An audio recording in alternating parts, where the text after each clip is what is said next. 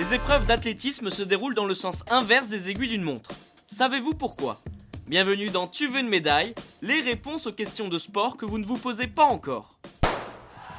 Oubliez cette règle pour le 100 mètres ou le 110 mètres haies. Ces épreuves se déroulent en ligne droite.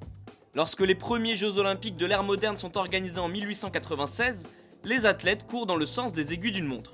Jusqu'ici, tout est logique. Mais rapidement, de nombreux sportifs protestent. Ce sens de course ne leur semble pas naturel. En 1913, le changement s'opère. L'Association internationale des fédérations d'athlétisme inscrit même cette nouvelle règle dans le règlement officiel. Mais pourquoi ce changement ? Eh bien, on ne sait pas vraiment à cette époque. Il n'y a pas d'explication officielle, on se base exclusivement sur le ressenti des sportifs. Il faut attendre très longtemps avant qu'une clarification scientifique ne mette un mot sur ces sensations. Et cette réponse, on la doit à Hideaki Fukami, un scientifique japonais. En 2004, il réalise des tests et le verdict tombe. D'après ses recherches, le sens de la course provoque une grosse différence au niveau du chronomètre.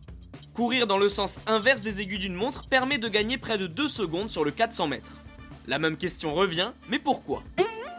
Tout se passe au niveau de notre cerveau, et plus précisément de notre hémisphère droit. Ce dernier s'occupe de la perception de l'espace et fait fonctionner la partie gauche de notre corps. Automatiquement, on voit mieux lorsqu'on tourne sur notre gauche, donc lorsqu'on court dans le sens inverse des aiguilles d'une montre sur une piste d'athlétisme.